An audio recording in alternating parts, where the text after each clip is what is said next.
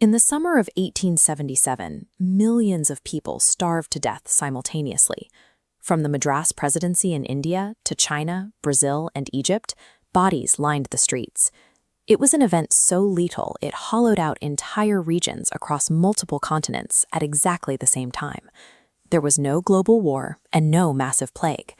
The trigger for this mass casualty event originated thousands of miles away, in a remote patch of the Pacific Ocean off the coast of Peru. Normally, blue arrows representing trade winds blow from South America toward Asia, pushing warm water westward, allowing cold water to well up. But occasionally, these winds weaken. The massive warm water pool sloshes back east, releasing water vapor and altering global wind patterns entirely. The United States National Oceanic and Atmospheric Administration is tracking this exact anomaly right now. They estimate a 61% chance of a massive El Niño forming between May and July of 2026. That is precisely when India's monsoon season, the rainfall the country relies on to survive, should be reaching its peak. Look at this temperature chart. A strong historical El Niño typically adds roughly 1.5 degrees Celsius to global temperatures, but human activity has already raised the planet's baseline by 1.4 degrees. When this new El Niño arrives, it stacks its heat on a boiling baseline. The combination of a shifting 1.4-degree baseline and a super El Niño guarantees the most extreme heat anomaly in human history. That massive release of heat from the Pacific Ocean sends a shockwave through the atmosphere, derailing normal weather patterns. For India, the primary forecast indicates a severely weakened monsoon season, bringing in only 92% of the normal rainfall. This drop in precipitation carries immediate consequences.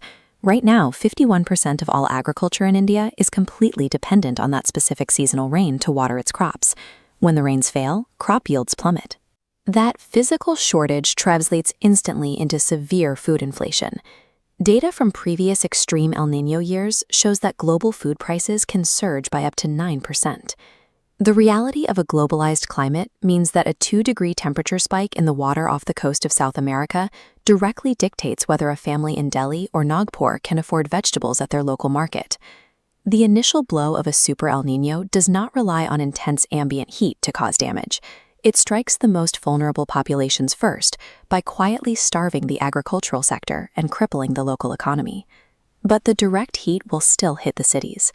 In 2024, temperatures in places like Rajasthan and the Delhi region already breached 50 degrees Celsius.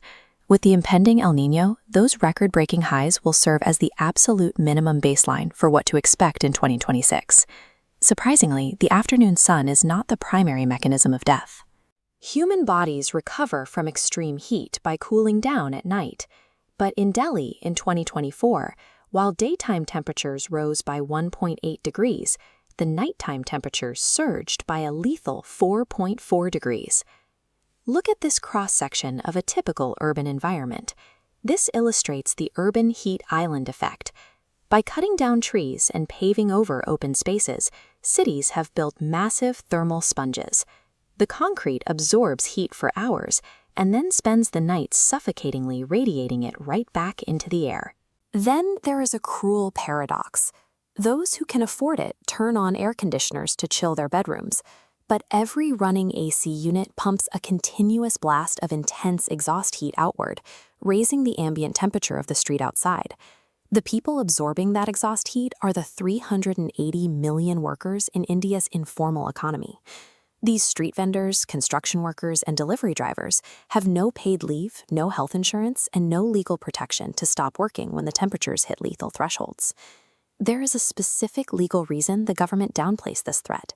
If heat waves were officially classified as a notified natural disaster, the National Disaster Response Fund would be legally obligated to pay a compensation of 4 lakh rupees for every single confirmed heat-related death. Because of that massive financial liability, the official numbers are deliberately suppressed. Doctors list cardiac arrest or dehydration on certificates instead of the underlying heat. Independent analyses, however, estimate that around 150,000 Indians actually die from extreme heat every single summer. The record-shattering temperatures of 2026 are a natural event, but the resulting mortality is a systemic failure. By refusing to classify heat as a disaster, the state avoids its financial obligation to the victims, leaving the country's largest workforce to manage the risks of a lethal climate on their own. we have to face the long-term reality. 2026 is merely a preview. For children born today, the concept of a normal 35-degree summer simply will not exist. Their permanent baseline for summer heat will begin at 45 degrees. Yet the cheapest and most effective cooling technology is already available to us. Studies show that a canopy of mature old-growth trees can drop the temperature at the pedestrian level by a massive 12 degrees Celsius. Despite this, current urban development aggressively targets these vital cooling systems. Primary forests and complex mangrove ecosystems are routinely bulldozed for infrastructure, only to be replaced by isolated saplings that frequently die without offering any ecological benefit. This is where your individual agency matters. You can actively fight to protect existing old-growth trees in your specific neighborhood. You can also directly protect outdoor workers by distributing water and packets of oral rehydration solution, the most effective first line of defense against a heat stroke. On a larger scale, we have to look at where our power comes from. Currently, 70% of India's electricity is generated by burning coal. Every time you pull from the grid, you are actively worsening the atmospheric baseline that makes these El Niño events so deadly. Reducing demand on the coal-heavy national grid is a direct way to slow the rise of the global heat baseline. For households that can afford the initial setup, solar panel prices have dropped so significantly that they now offer a way to generate independent, clean energy while actually lowering monthly expenses over the long term.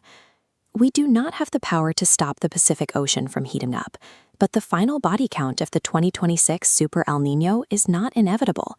It depends entirely on how aggressively we prepare our homes, adapt our grid, and protect the vulnerable around us today.